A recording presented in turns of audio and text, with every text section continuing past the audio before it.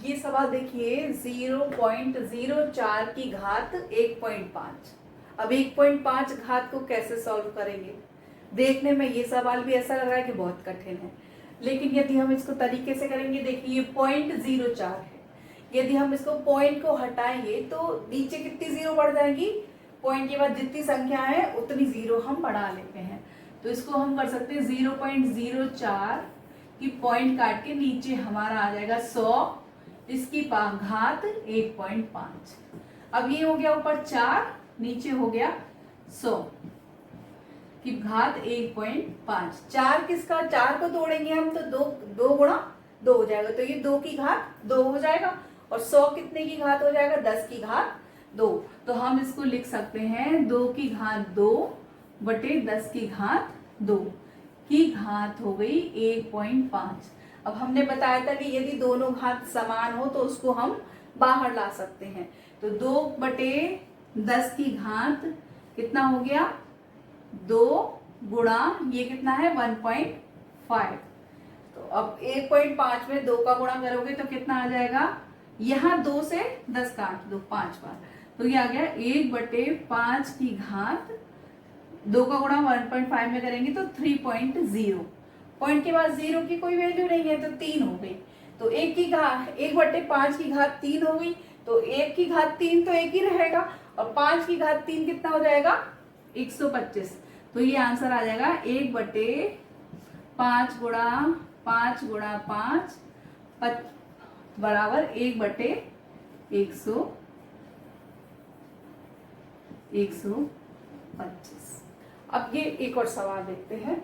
17 की घात 3.5 गुणा 17 की घात 7.3 भाग 17 की घात 4.2। तो अब हम पूछ रहे हैं कि 17 की घात कितनी होगी यदि हम इसको सॉल्व करेंगे।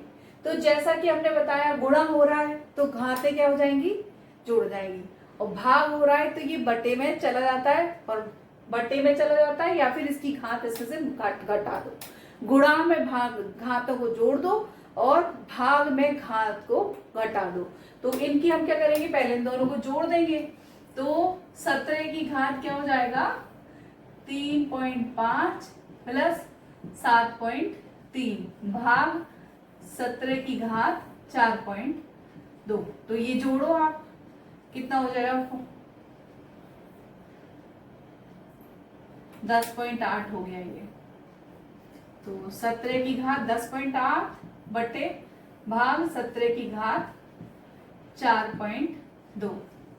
तो अब इसको भाग को हम बट्टा कर देंगे, तो जब इसे हम वापस गुणा में लाएंगे तो ये माइनस की हो जाएगी।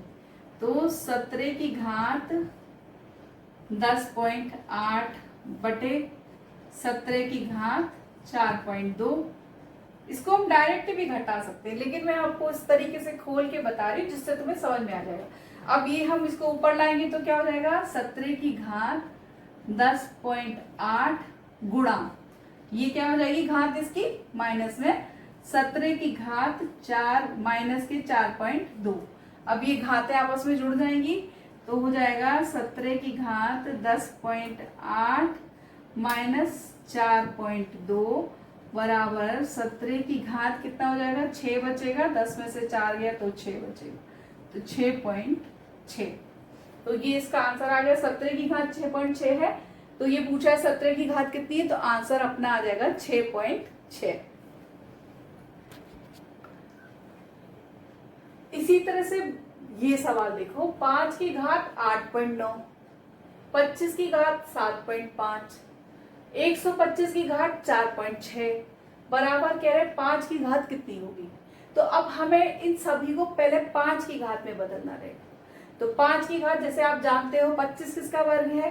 5 का। और 125 किसका घन है? ये भी 5 का है। तो हम इसको 5 में बदलकर फिर हम उसको आसानी से सॉल्व कर सकते हैं। फिर घातों को हमें जोड़ना रहेगा। यहाँ पे तीसरे वाले में भाग है, यहाँ पे ये गुणा नहीं है, यहाँ पे ये इसमें भाग है। तो अब हम करके देखते हैं इसको। ये हो गया 5 की घात 8.9 गुणा 25 को हम लिखेंगे 5 की घात 2, फिर बाहर है 7.2 और घातें आपस में क्या हो जाएंगी? गुणा हो जाएंगी। इसके बाद भाग है तो भाग है, अगर इसको हमें गुणा में बदलना है तो इसकी घात काय में हो जाएगी, माइनस में हो जाएगी। तो इसको हम डायरेक्ट माइनस में कर दें, भाग की बदली हमने इसको कर दिया गुणा में। 125 कितने की घात है, 5 की घात 3, और ये हो गया माइनस के 4.6। अब हम इसको सॉल्व करते हैं, तो ये आ गया 5 की घात 8.9 गुणा, ये घातों में गुणा हो जाएगा, 2 का गुणा 7.2 से करेंगे तो 4.14 गुणा 5 की घात माइनस में है ये, माइनस 3 का गुणा से करेंगे 6 18, चलिए 4 12 और 1 13.8। अब इन सबकी घातों को हम जोड़ देंगे, क्योंकि ये माइनस में ये घट जाएगी, तो हम करेंगे 5 8.9 प्लस 14.4 माइनस 13.8।